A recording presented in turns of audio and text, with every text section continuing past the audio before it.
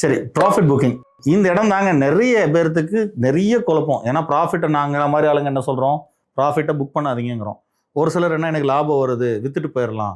என் client investor வந்து போன வாரம் கேட்ட கேள்வி, எனக்கு ப்ராஃபிட் வருது 10 லட்சம் போட்டேன் 3 லட்சம் லாபத்தில் இருக்கேன், வித்துட்டு என் பணம் லாபத்தை எடுத்துக்கிறேன், இதில் என்ன தப்பு இருக்குன்னு கேட்டிருந்தாரு. அப்படிலாம் இல்லைங்க. நீங்கள் வந்து பார்த்தீங்கன்னா ஒரு இன்வெஸ்டராக உள்ளே வர்றீங்க.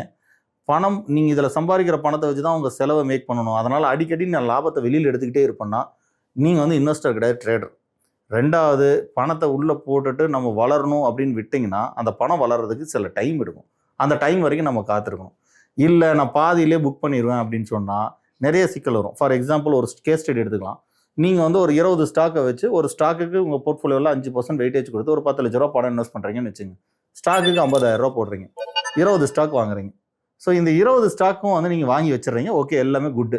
நீங்கள் என்ன பண்ணுறீங்க, ப்ராஃபிட் வர வர ஒவ்வொரு ஸ்டாக்காக புக் பண்ணுறீங்க. ஒரு 30% ப்ராஃபிட் வருது, 40% வருது, ஒரு ஸ்டாக் டபுளே அடிக்குது. இந்த மாதிரி என்னென்ன ரீசன் இருக்கலாம். ஒரு 10-12 கம்பெனி என்ன ஆகுனா நீங்கள் வந்து ப்ராஃபிட் வர வர புக் பண்ணிக்கிட்டே இருக்கீங்க.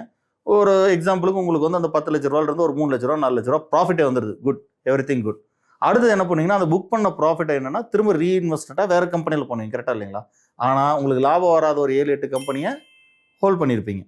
இப்போ என்ன ஆகுனா அடுத்த செட்டில் வந்து மறுபடியும் அந்த ஒரு 13 கம்பெனி விற்றீங்க இல்லைங்களா, 13 கம்பெனி நீங்கள் மறுபடியும் வாங்குவீங்க. அதில் பார்த்தீங்கன்னா ஒரு 4-5 கம்பெனி ப்ராஃபிட் வராது, அதை அப்படியே ஹோல்ட் பண்ணுவீங்க. 6 கம்பெனி ப்ராஃபிட் வரும்போது விற்றுருவீங்க. இப்படியே போயிட்டு இருக்கும்போது ஒரு 3-4 டிரான்சாக்ஷன் ஒரு வருஷம் 1.5 வருஷம் கழிச்சு பார்க்கும்போது உங்கள்கிட்ட இருக்கிற எல்லா கம்பெனியுமே பெர்ஃபார்ம் பண்ணாத கம்பெனிஸாகவே போர்ட்ஃபோலியோவில் இருக்கும். அது மேலே வர வரைக்கும் நாமளாக ஒரு சென்டிமெண்ட் வச்சுக்கோ, என்னென்னா விற்க மாட்டோம் அப்படின்ட்டு. அப்போ ஒரு கட்டத்தில் என்ன ஆகுனா, ப்ராஃபிட் புக்கிங் பண்ணுறது நல்ல கம்பெனி எல்லாத்தையும் நீங்கள் விற்றுட்டீங்க, வெறும் லாஸ் மேக்கிங் கம்பெனி மட்டும் ஹோல்ட் பண்ணிட்டு இருக்கீங்க. அப்போ உங்கள் போர்ட்ஃபோலியோ ஒரு 1 இயர் 1.5 இயர்ஸ் எடுத்ததுக்கப்புறம் இன்னெஃபெக்டிவாக இருக்கும்.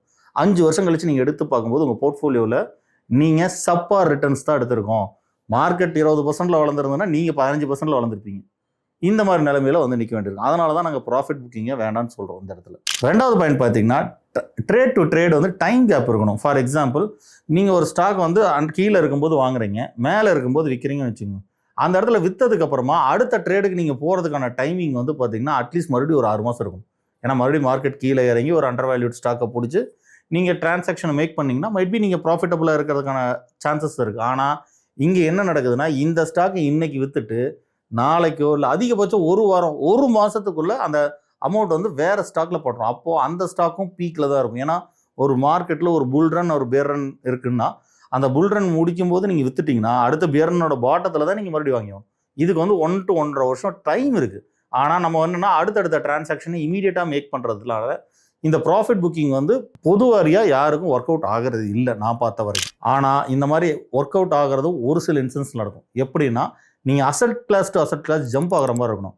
ஃபார் எக்ஸாம்பிள், ஈக்விட்டியில் பீக்கில் விற்றுட்டு நீங்கள் கோல்டுக்கோ இல்லை ஃபிக்ஸட் இன்கம் ப்ராடக்ட்ஸுக்கோ நீங்கள் ஷிஃப்ட் ஆனீங்கன்னா மைட் பி இந்த ப்ராஃபிட் புக்கிங் உங்களுக்கு உதவலாம். ஆனால் அந்த மாதிரி ஷிஃப்ட் ஆகிறது யாரும் பண்ணுறதில்லை.